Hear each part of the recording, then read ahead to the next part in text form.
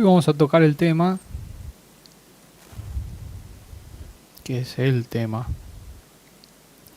de lo que en la India se conoce como el Kali Yuga. O sea, ¿cuándo empieza el Kali Yuga?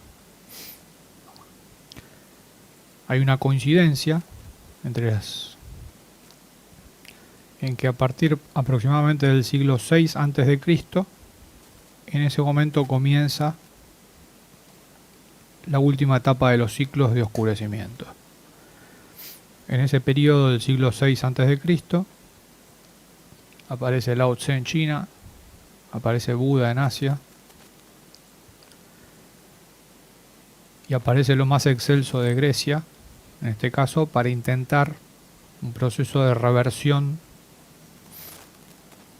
de la caída en el Kali Yuga, en la Edad de Hierro, que ya se venía anunciando en este caso. Bueno, como decíamos, el inicio del Kali Yuga, filosóficamente, hay un registro de que se da aproximadamente en el siglo VI a.C. Entonces hemos elegido para hoy puntualizar los registros que hay de la entrada en el Kali Yuga, ya que teniendo conciencia de lo que es la entrada en el Kali Yuga, que es conciencia de la entrada en el laberinto, cada uno puede reconsiderar cuáles son los elementos propios con los cuales el individuo se encuentra en el laberinto. Siempre se dice a nivel simbólico que la salida del laberinto está en el mismo punto en que fue la entrada.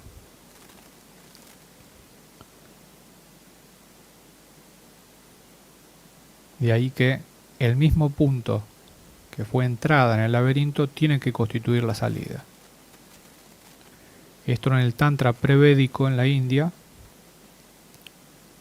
se decía lo mismo de otra manera. O sea, lo que causó la caída debe servir para la elevación. O sea, aquello mismo con lo que el individuo cayó debe poder servirle en algún punto del camino para levantarse. Esto es la antigua disciplina oriental del Wu Wei, que es la no acción. Pero es la no acción desde la personalidad y desde el alma, que implica la acción del espíritu,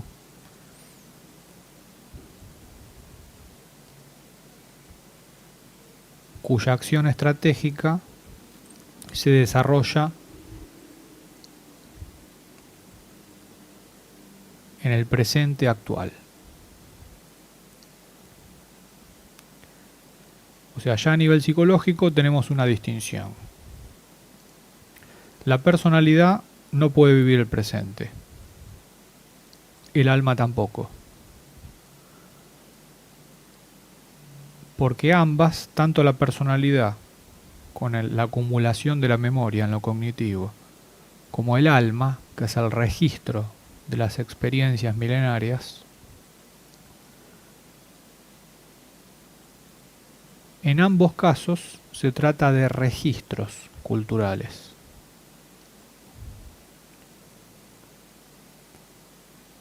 Únicamente el espíritu propio puede servirse de esos registros. O sea, los registros culturales son simbólicamente el laberinto. Por eso se dice que cuando alguien tiene un problema, apoyarse en el pasado no resuelve el problema, sino que lo amplifica.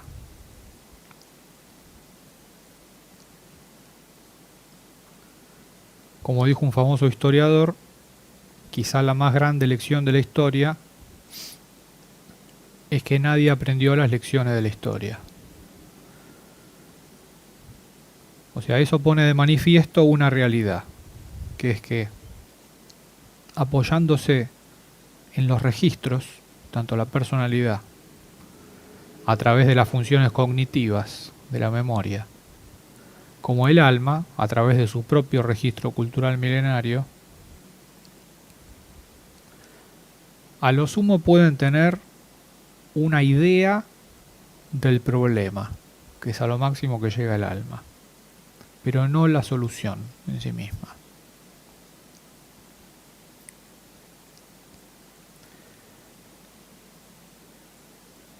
Hoy vamos a profundizar en el punto en el cual se crea, aparece en la historia el laberinto en el cual estamos hasta el día de hoy.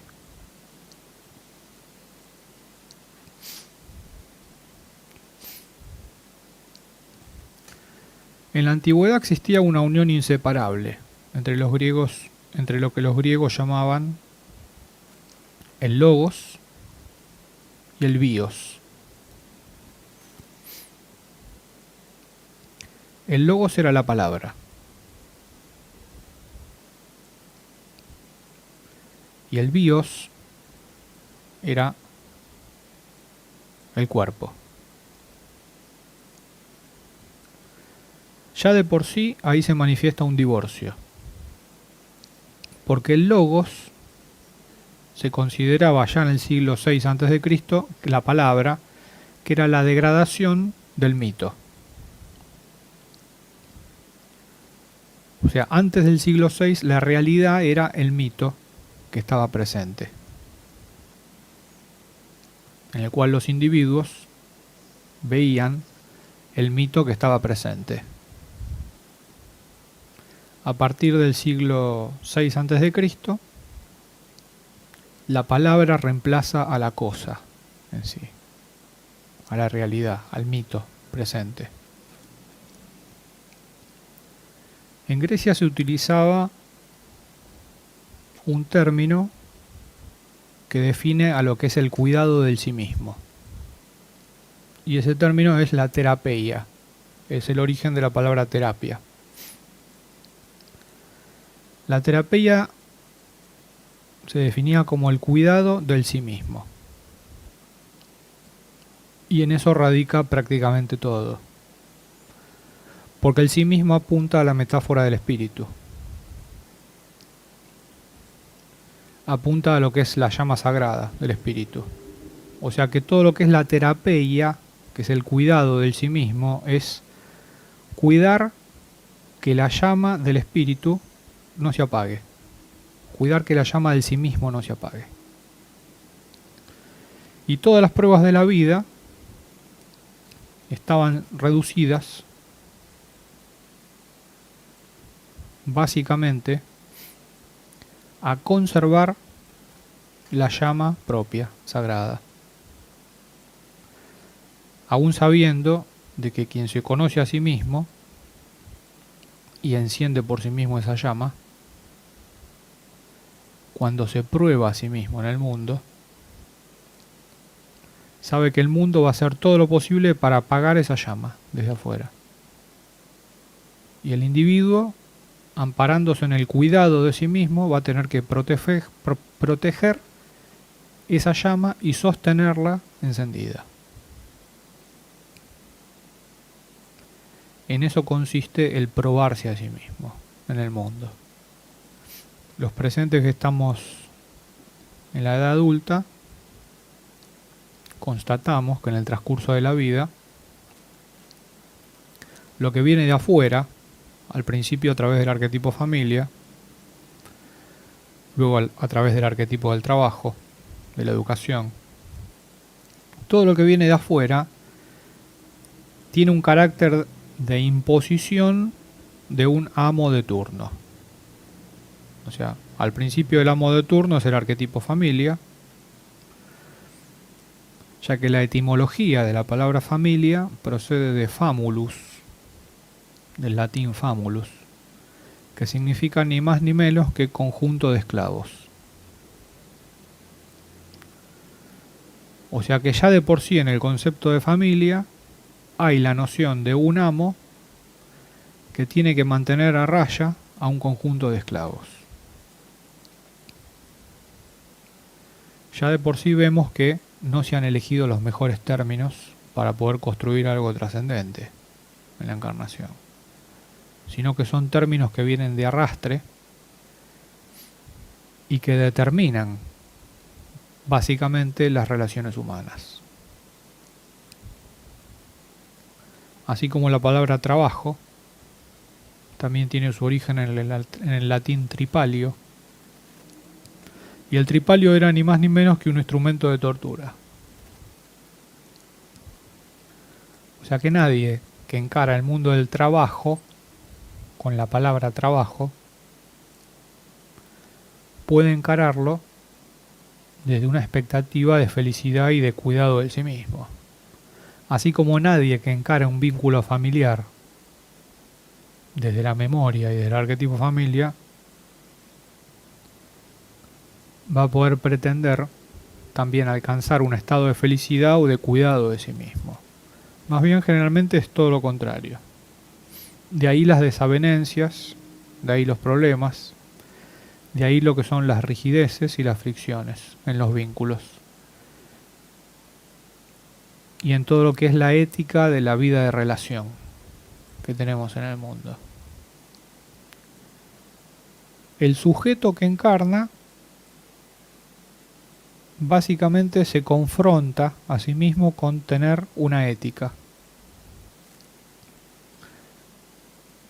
Y la ética del sujeto se compone de dos niveles.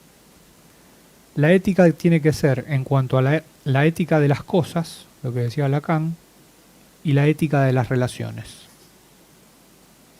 La ética de las cosas significa que el sujeto tiene que estar por encima de las cosas.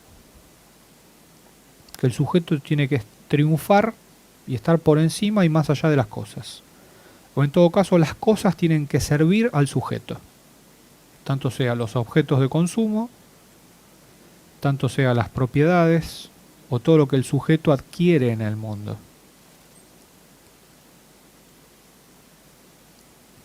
En eso radica la ética en relación a las cosas. Cuando las cosas son más importantes que el sujeto, deja de haber ética. Deja de haber una postura ética del sujeto. Entonces las cosas empiezan a drenar la energía del sujeto y empiezan a intentar apagar la llama del sí mismo. Entonces ahí deja de haber felicidad y deja de haber cuidado de sí mismo. Como decíamos en otra reunión, en esta sociedad de consumo también se debería poner el énfasis en que no solamente las personas consumen situaciones o objetos, sino que también los objetos y las situaciones consumen a las personas.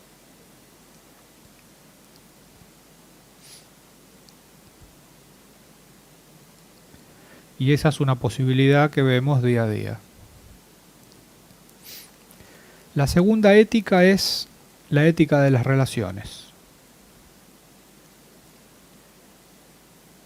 La ética de las relaciones se basa en que el sujeto debe estar por encima de las relaciones y no las relaciones por encima del sujeto. Cuando las relaciones están por encima del sujeto y cuando el sujeto se rinde ante los vínculos y las relaciones, deja de haber ética. El sujeto pierde al sí mismo y pierde la posibilidad de la felicidad, que es el cuidado de sí mismo. Volvemos a repetir. Los conceptos que toman tanto Freud como Lacan para la psicoterapia proceden de dos palabras griegas. Terapia, que habíamos dicho que es terapeia, y psique. Y ellos definen que la psicoterapia es la terapeia de la psique. Ahora, ¿qué significa terapeia y qué significa psique? La palabra terapeia significa el cuidado de sí mismo, como habíamos dicho. Viene de la palabra terapón, en griego, que significa el que cuida la casa. La terapeia es un cuidado como de un jardín. De ahí vienen todas las metáforas del cuidado de sí mismo, que es como cuidar la propia casa o cuidar el propio jardín. Los griegos utilizaban para definir también el cuidado de sí otra palabra que se llamaba epimeleia.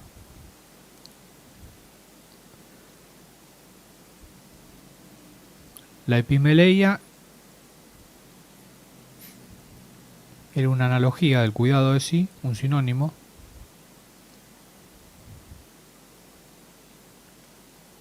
y tenía que ver con el sentido de atención, con el sentido de vigilancia de sí.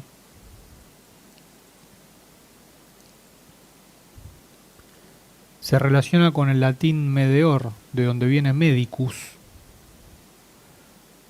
meditare, meditatio, que tiene que ver con observar. Ahí vemos que el origen de la palabra medicina y el origen de la palabra médico tiene que ver con la observación del sí mismo, ya que el principio de salud en la tradición iniciática está estrechamente ligado al cuidado de sí mismo y a la observación del sí mismo. O sea, donde hay enfermedad es donde no está siendo cuidado el sí mismo. La observación de sí mismo para los griegos tenía el objetivo de llevar a la ataraxia, que es otra palabra griega, que es una palabra importantísima para todo el mundo epicúreo, por ejemplo,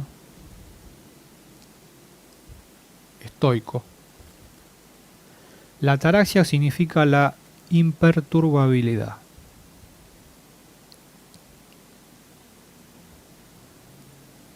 La ataraxia es el eje del sí mismo, donde no hay un péndulo de oscilación anímica.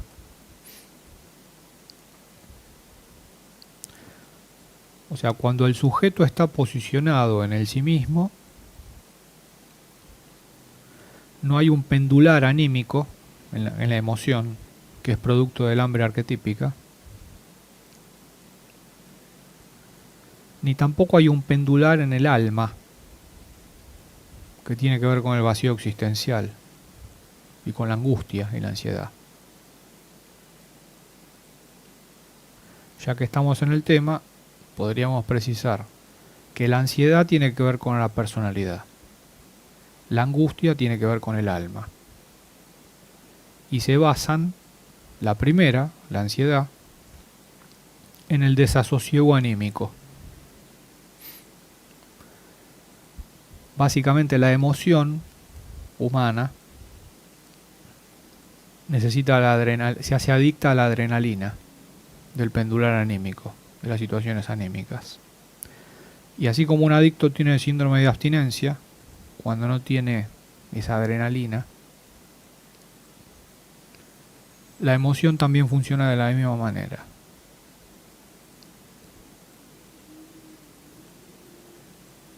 De ahí que está la contradicción en la personalidad, de que la personalidad se basa en la ansiedad anímica y emocional. Y el alma se basa en la angustia, que es como si fuera la contraparte superior. Únicamente el sí mismo, que es el espíritu, está más allá de ese pendular. Podríamos usar la metáfora de que el espíritu está en su torre, en su cerco, en su lugar, con su propia luz encendida, y tiene la posibilidad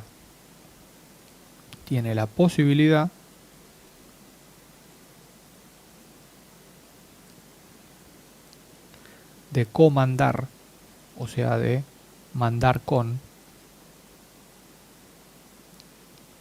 asociado al alma y a la personalidad.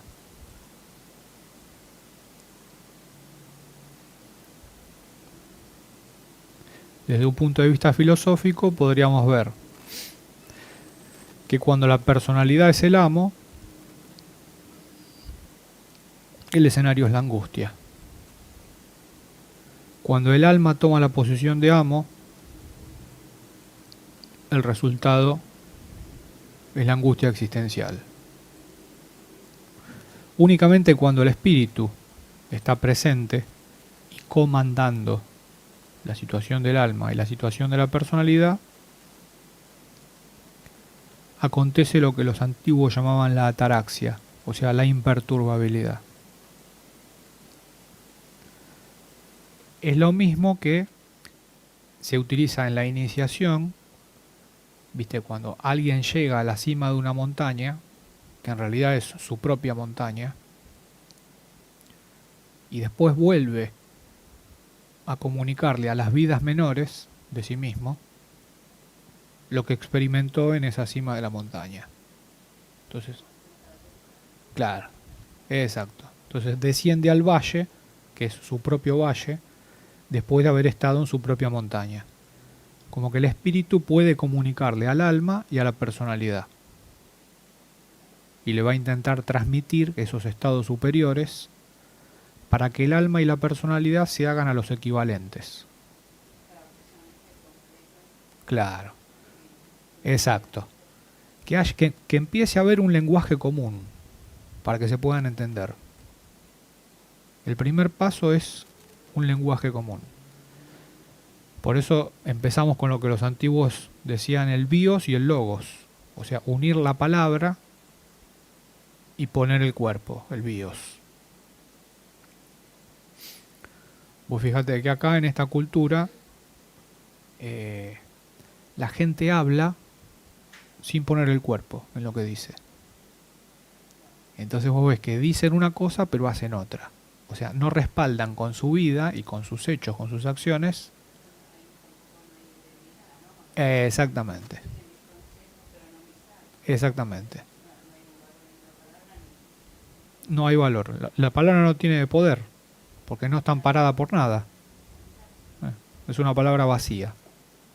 Entonces una persona dice algo y al no ponerle el cuerpo no tiene bios, no tiene sustento, no tiene poder esa palabra. Es una palabra hueca, es una palabra vacía.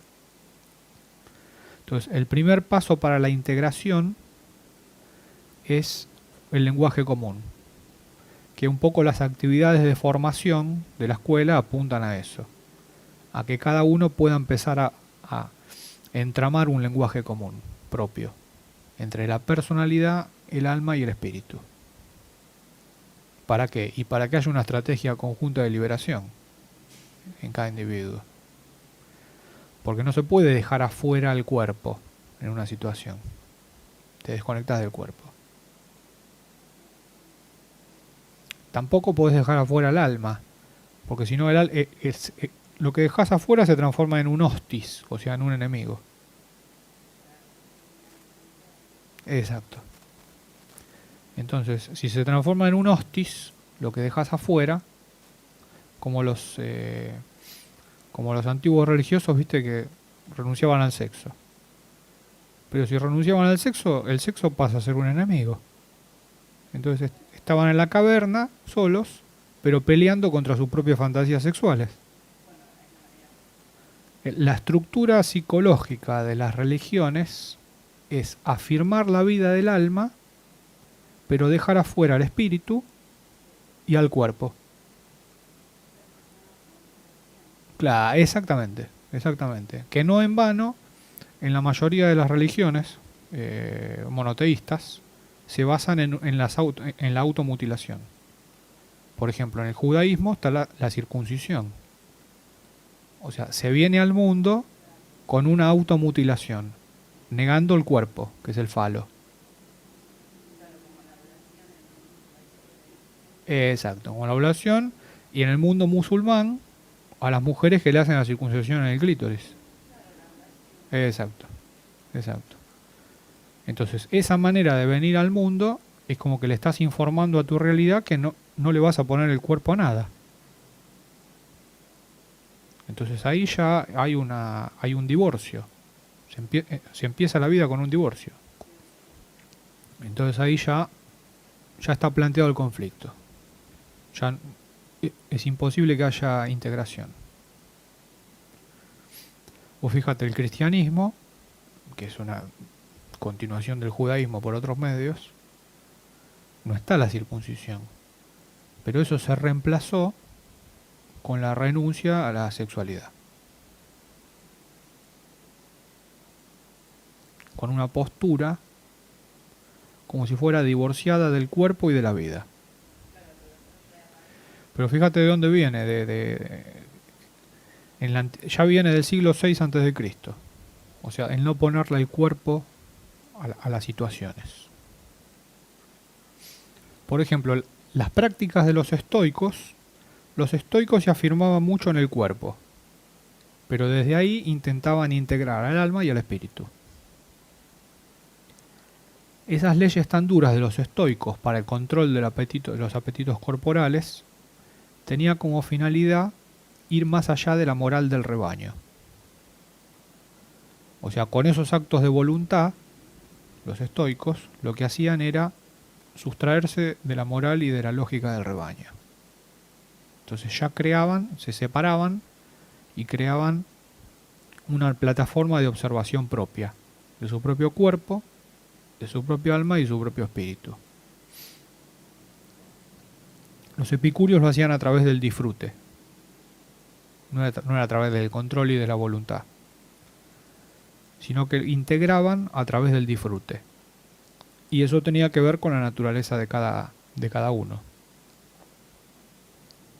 Unos eran apolíneos y otros eran dionisíacos. Son características. Pero se puede llegar a lo mismo desde lo apolíneo o desde lo dionisíaco. En tanto y en cuanto sea el cuidado de sí mismo y el espíritu el resultado final. Ahí hay integración de lo apolíneo y lo dionisíaco, de lo que es, en términos actuales, mano derecha y mano izquierda. La mano derecha sería apolínea y la mano izquierda es dionisíaca, por naturaleza. Pero ambas tienen que estar en relación al cuidado de sí mismo. O sea, ambas protegen la llama. La mano derecha si el viento viene de un lado y la mano izquierda si el viento viene del otro. Por eso es que plantear el desarrollo del autoconocimiento desde una parcialidad arquetípica te coloca en desventaja estratégica. Porque si yo soy mano derecha y vengo al mundo y desarrollo únicamente la mano derecha, que es lo que me es fácil o lo que me es cómodo, es como que dejo todo un flanco sin cubrir por el cual me pueden apagar la luz en cualquier momento. Porque sí, es como si construyo mi casa, construyo la mitad de una casa. La mitad de una casa tiene puerta blindada, tiene la ventana cerrada, todo, pero la otra mitad está abierta a cualquiera. Es imposible proteger un lugar propio desde la parcialidad. Tiene que haber una estrategia integral, completa en sí misma. Y a eso aludió siempre la tradición iniciática, a completar. O sea, si uno tiende a ser de mano derecha, incorporar elementos de mano izquierda. Y si uno de mano izquierda, incorporar elementos de mano derecha. Los antiguos planteaban la ética en relación a la prosecución de la felicidad. Este es otro gran tema. El tema es qué entendían por felicidad. Evidentemente no es la interpretación actual que se le da a la palabra felicidad. Entonces vamos a profundizar qué interpretaban los antiguos en las tradiciones iniciáticas de Occidente a la felicidad. Por ejemplo, Aristóteles planteaba la felicidad en relación a los tipos humanos, o sea, a la personalidad. Aristóteles, como era más concreto, Aristóteles es como que se centraba en la personalidad. Platón se centraba en el alma y Sócrates en el espíritu. Básicamente podemos hacer esa diferenciación. Es como que buscaban lo mismo, llegar a lo mismo, pero cada uno a través de su particularidad. Sócrates estaba enfocado en el sí mismo, en el espíritu, y se ocupaba de eso. El ámbito de observación de Platón era el alma, y el ámbito de observación de Aristóteles la personalidad. Entonces, por ejemplo, Aristóteles planteaba, decía, no es lo mismo la comprensión de la felicidad para el tipo de vida voluptuoso que para el tipo de vida político o que para el tipo de vida teorético. Ahí ya divide a tres tipos de hombres, Aristóteles, tres tipos de personalidades. En el primer caso, la voluptuosidad. Hay hombres que son voluptuosos, naturalezas que son voluptuosas en la personalidad, que van al disfrute. Hay naturalezas que son políticas, que buscan el prestigio social, y hay naturalezas que buscan lo teorético, que es el tipo de vida filosófico. Entonces, por ejemplo, quien se identifica con el placer físico, la felicidad voluptuosa se mencionaba como apoláusticos, que era una palabra griega que significaba la felicidad para el voluptuoso, para la naturaleza voluptuosa. Para el tipo de vida política de prestigio social, la felicidad se identificaba con los honores, con el honor, con la lealtad. Y para la personalidad teorética o filosófica, el bien se identifica con el conocimiento o la sabiduría.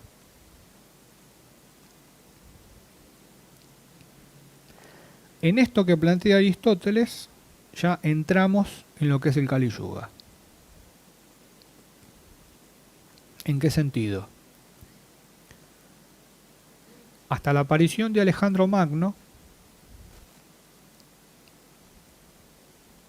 existían en Occidente tres grandes ciudades-estado en el mundo antiguo. Cada una de ellas formaba parte de una estrategia de liberación psicosocial. Estaban las tres al unísono en una estrategia de liberación psicosocial. Las tres ciudades-estado que mencionamos son Atenas, Esparta y Tebas.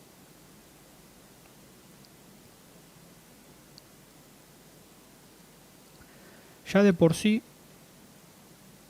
que las ciudades sean estado, eran ciudades fortificadas, en los tres casos.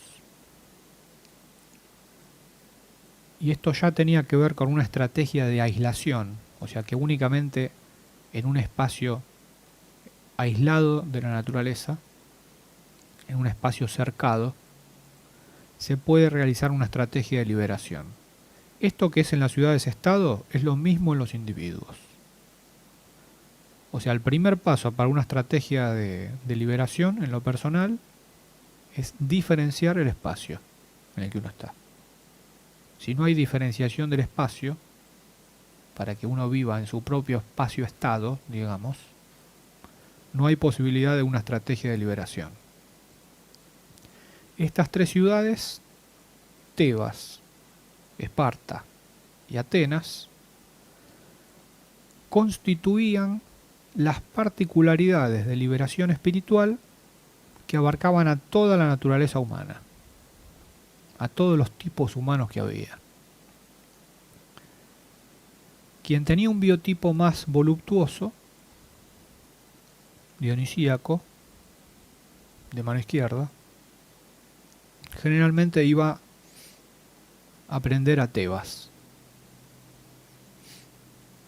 el reino de la magia, lo más trascendente de la magia egipcia.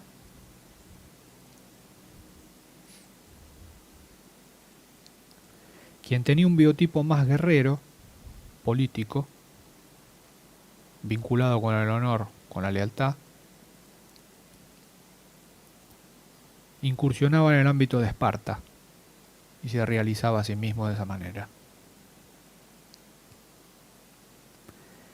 Y quien tenía un biotipo de personalidad que buscaba más el conocimiento, la filosofía, la sabiduría, tenía en Atenas al lugar de su realización.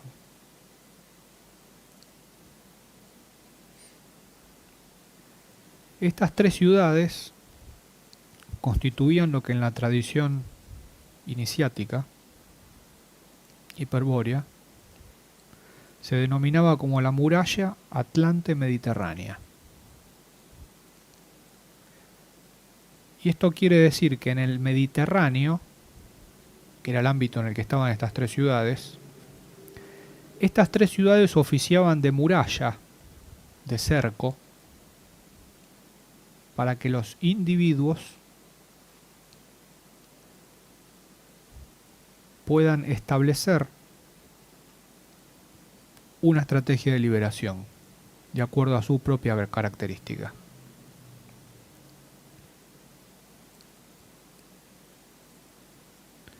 Entonces fijémonos la integridad que había en esa época. Estas tres ciudades estaban entramadas. Estaba la magia,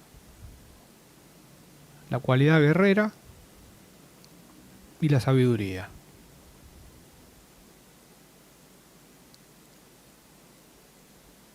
Unidas en sí.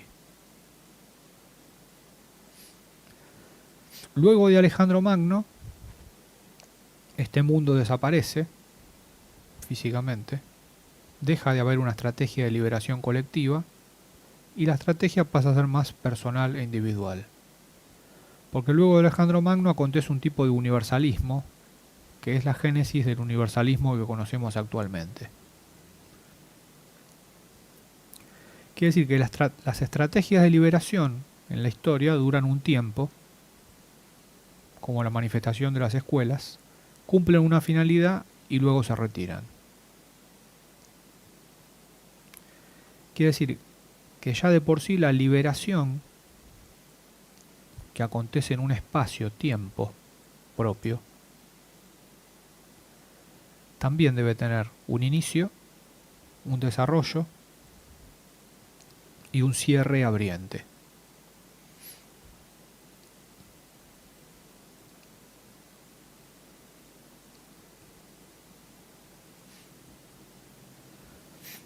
Platón, a diferencia de Aristóteles, que planteaba en términos físicos de personalidad estas tres particularidades, dejó asentadas estas tres estrategias en su libro La República. Y es muy interesante cómo lo veía él, ya que a diferencia de Aristóteles, que centralizaba su óptica en la personalidad, Platón lo centra en el alma. Y Platón decía en La República, que sería la república ideal, en el cual podrían vivir los individuos, los ciudadanos, que son los individuos absolutos, o sea, quienes se va. Para ser ciudadano, no cualquiera podía ser ciudadano en el mundo griego,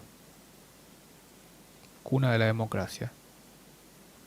Para ser ciudadano era por meritocracia, o sea, únicamente quien cuidaba de su propia luz y era responsable de sí mismo y por sí mismo podía ser ciudadano. Esa persona podía votar y su voto valía. Recordemos que esa es supuestamente la causa del sistema en el cual vivimos. La pregunta sería, ¿por qué se ha olvidado en esta época de oscurecimiento lo más importante precisamente de la democracia, que es que el valor de un voto se basa en el valor de un sí mismo? Y que ahí radica el valor del voto. En que cada uno, en que cada individuo que es consciente de sí mismo puede aportarle a la sociedad en la cual vive sus propios elementos de realización. En eso se basa el valor del ciudadano y por ende el valor del voto.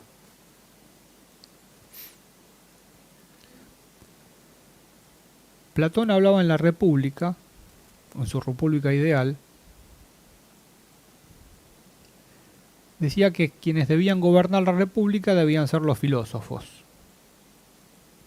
Los filósofos para Platón correspondían con la parte intelectual del alma, como si fueran los sabios. ¿Quiénes debían gobernar la República? Los sabios, o sea, quienes se graduaban en Atenas. ¿Quiénes debían guardar la ciudad? Los guerreros, los que se graduaban en Esparta, que correspondían a la parte emocional e instintiva. Así como los sabios resignificaban la parte intelectual de la época, los guerreros resignificaban la parte emocional de la época a través del coraje y la valentía. Y finalmente los artesanos y trabajadores, a través de su propio arte sano, ya que el trabajador en realidad era un artesano, el trabajo que hacía un trabajador era arte para sí mismo y era la clave de la salud para sí mismo. De ahí le iba la palabra artesano.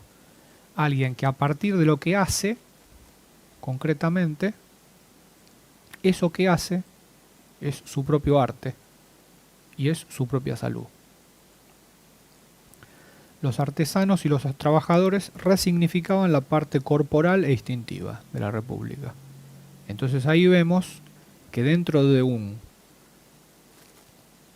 espacio cercado, que se llama República,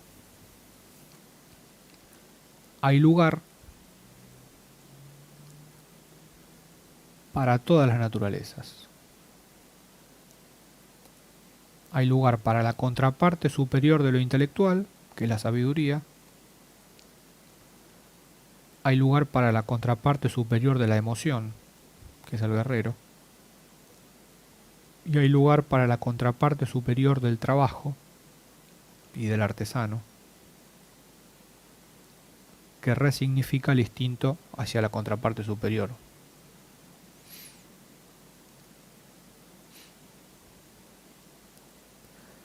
Platón termina diciendo en la República que para cada una de estas partes hay una virtud correspondiente. Para la parte intelectual, que es la de los sabios, la virtud es la sofía, la sabiduría. Para la parte emocional, la virtud es la andreia, la valentía. Y para la parte instintiva, la virtud es la sofrosine, que es la templanza y la moderación.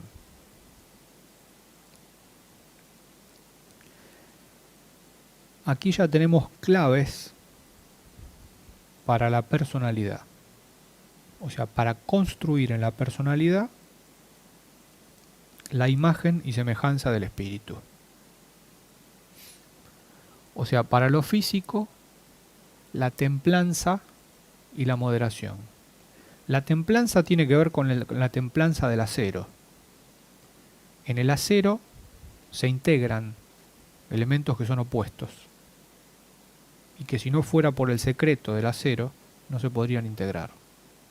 O sea que la templanza, a diferencia de lo que comúnmente se cree, implica la unión de los opuestos. Sin unión de los opuestos no puede haber templanza ni moderación.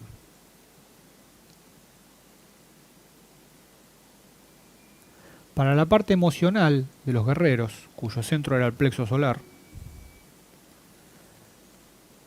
existía la andreia o la valentía. Ahí ya tenemos una clave para la personalidad, en la cual todos los desajustes que puede haber en el plexo solar, todos los trastornos de ansiedad que hoy están tan en boga, tan de moda, se curan con andreia, o sea, con valentía.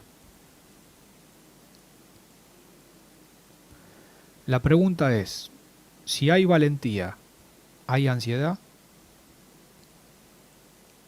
Es difícil. La valentía automáticamente cierra el plexo solar y cierra la puerta de entrada a todo lo que son los elementos de ansiedad en la vida cotidiana.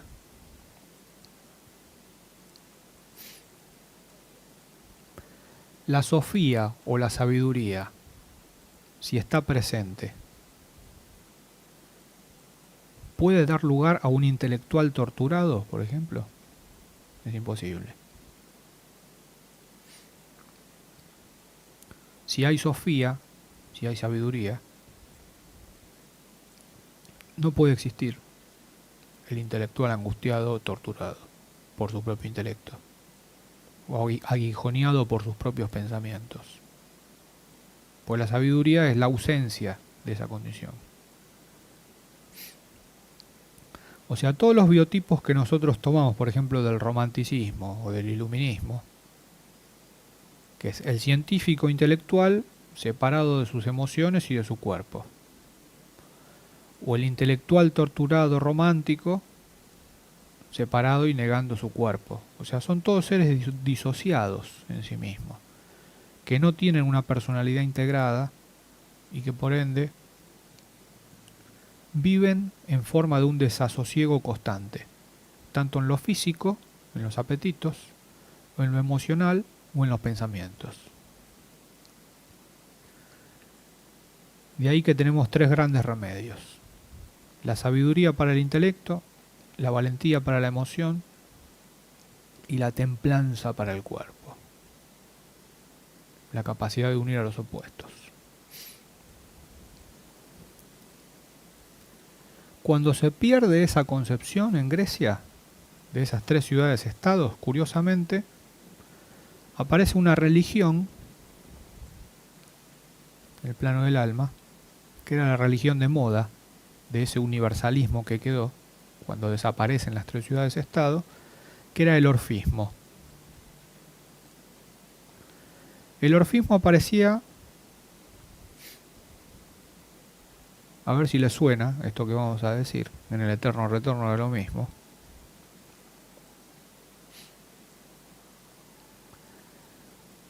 El orfismo como religión pretendía que la vida es una continua purificación del alma e introduce la práctica del vegetarianismo para purificar el alma. Si vemos ahora en el New Age, en todo esto que parece New Age, pero en realidad es el eterno retorno de lo mismo, es exactamente lo mismo.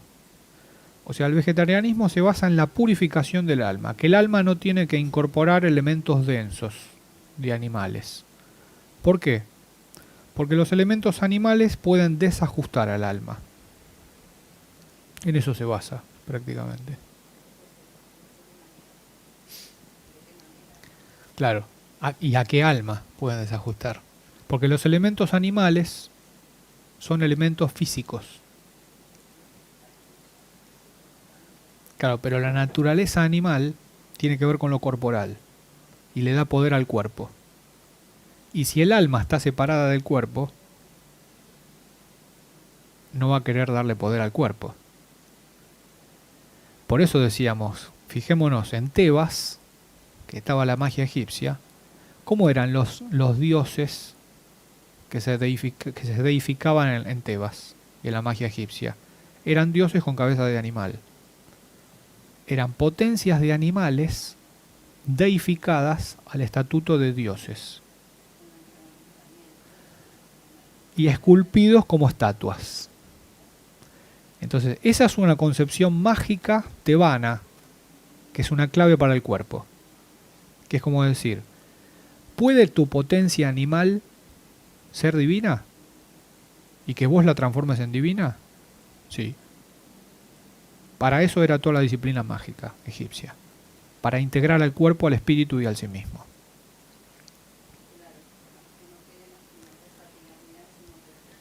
Exactamente. Ese es el punto. Ese es el punto. No nos olvidemos que las pirámides no en vano fueron identificadas como tumbas,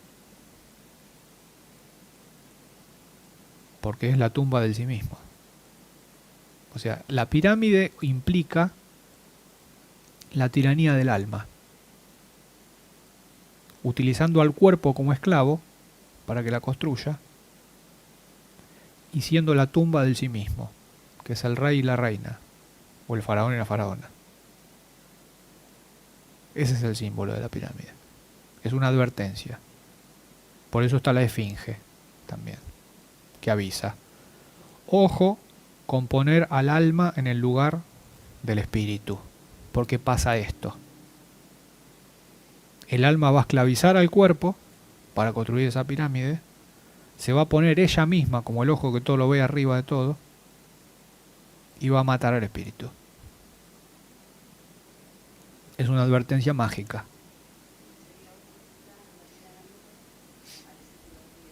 Exactamente. Exactamente. Es exactamente lo opuesto. Por eso vemos hoy que hay básicamente dos sistemas en lo oculto, en lo esotérico, en que se manejan las logias y las órdenes. O se manejan en términos piramidales, entonces ahí sabes que el alma es el amo, o se manejan en términos de círculos de poder, que ahí vos ves que quien comanda es el espíritu. Porque el espíritu nunca va a separar al alma ni al cuerpo, pero el alma siempre va a separar al espíritu y al cuerpo. Es como una enfermedad estructural que tiene. El alma siempre apunta a lo disociativo, a separar. De ahí que el orfismo era como el New Age de esa época, cuando desaparecen esas tres escuelas iniciáticas y desaparecen esas tres claves. Entonces se intentaba, mediante rituales vacíos, la gente pagaba dracmas, que era la moneda de la época, para que le hagan un ritual de purificación del alma. Y se decía que simplemente siendo vegetariano y pagando ese ritual para que le purifican el alma, ya había salvación y no era necesario más nada. Eso dio origen en esa época a muchas discusiones que quedaron registradas en los grandes filósofos, que eran temas de conversación y de disputa y de polémica, como por ejemplo Diógenes, el cínico, decía por qué algunos pagando unos dracmas por una ritualización tienen la salvación del alma. Y Epaminondas, decía Diógenes, que fue un gran guerrero y un ser humano increíble, no ha salvado su alma por no tener ese ritual. O sea, Diógenes inquiría a la sociedad cómo podía ser que el mejor, que era Epaminondas, supuestamente no se podía salvar, porque no había pagado por el ritual ni era vegetariano. Entonces, esa era la característica del cinismo. Recordemos una de las 4 escuelas filosóficas de Grecia, la más cercana al espíritu y al sí mismo. Por eso el cinismo, el sí mismo, es lo mismo. El cinismo tiene que ver con el sí mismo. Actualmente al cinismo se lo interpreta emocionalmente, desde la personalidad y desde la emoción. Pero eso no es cinismo. El cinismo únicamente puede ser ejercido desde el sí mismo. Y es poner en su lugar al alma y a la personalidad. Generalmente cuando el espíritu y el sí mismo, a través del cinismo, ponen en su lugar al alma y a la personalidad, el alma y a la personalidad le dicen al espíritu, pero vos sos un cínico. ¿Por qué? Porque no se bancan estar en el lugar que le corresponde. Ni el alma ni la personalidad. Pero bueno, ese es otro tema.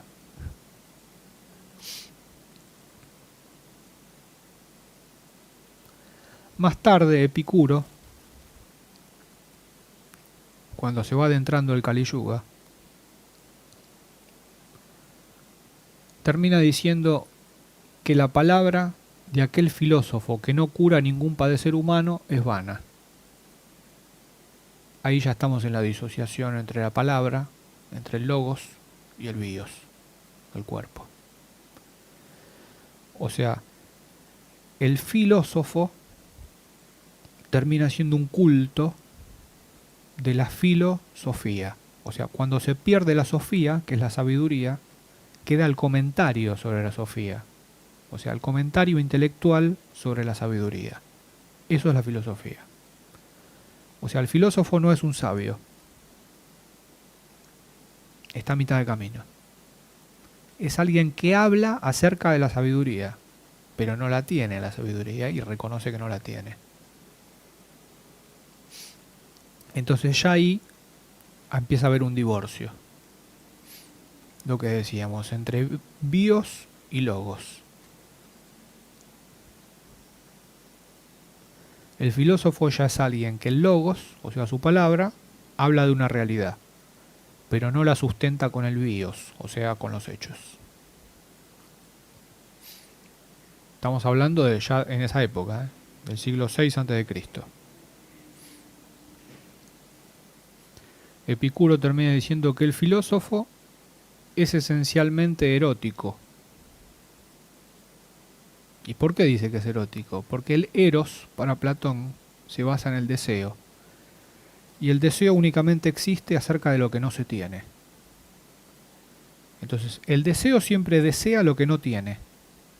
Por lo tanto, se basa en el hambre arquetípica.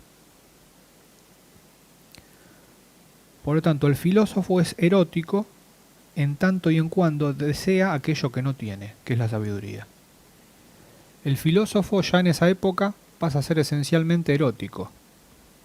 ¿Por qué? Porque se encuentra a mitad de camino entre la pobreza y la riqueza, dice Epicuro.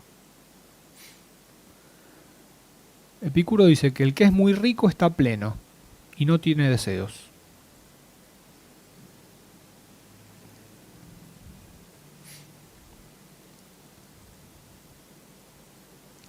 Y ahí volvemos al concepto de las escuelas de misterio,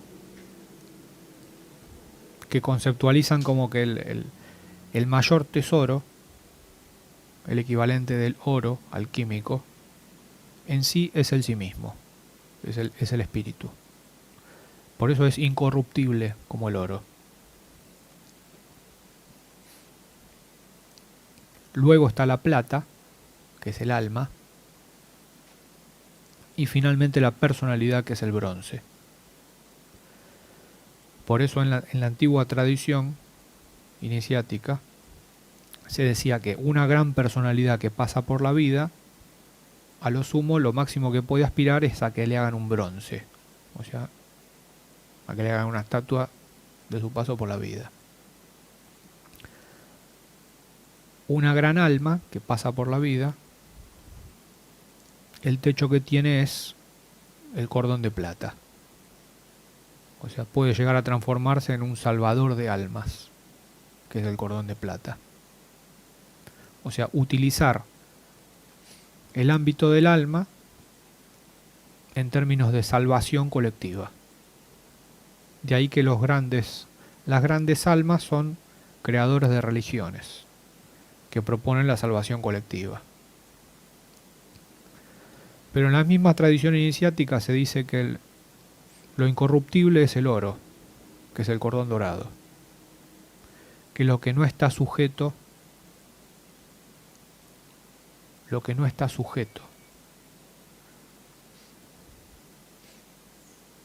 y aquí entramos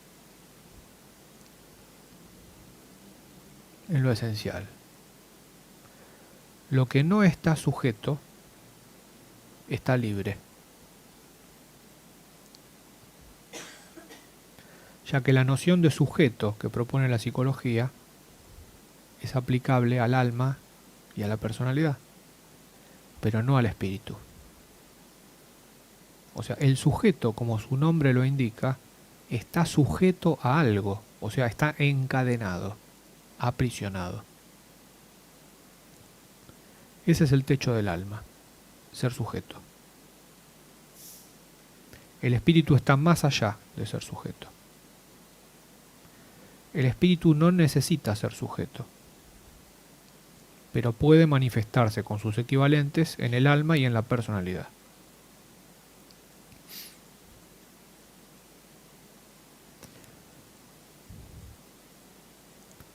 Y aquí podemos culminar esta parte de la reunión con el concepto básico del Kali Yuga, que es el concepto básico que terminan proponiendo Freud y Lacan, el sujeto de deseo.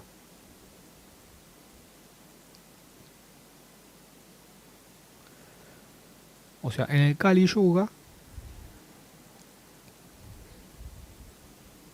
el entramado que moviliza al Kali Yuga es el sujeto, el alma, y el deseo, la personalidad. Por eso se pone tanto énfasis en el deseo y en el sujeto, porque son los motores, por excelencia, de la personalidad y del alma. Pero la verdadera libertad, la verdadera independencia y la verdadera autonomía, o sea, el autónomos por excelencia, está más allá del deseo y más allá del sujeto.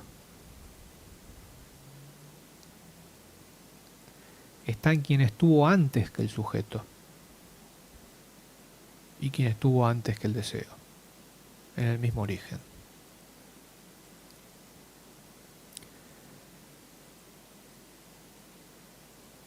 De alguna manera hemos ilustrado desde la filosofía, desde las diversas corrientes,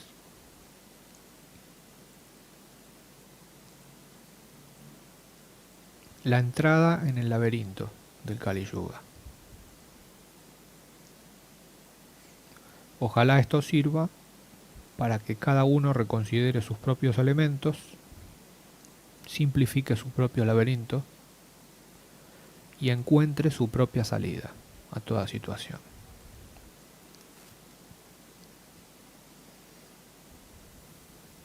Muchas gracias.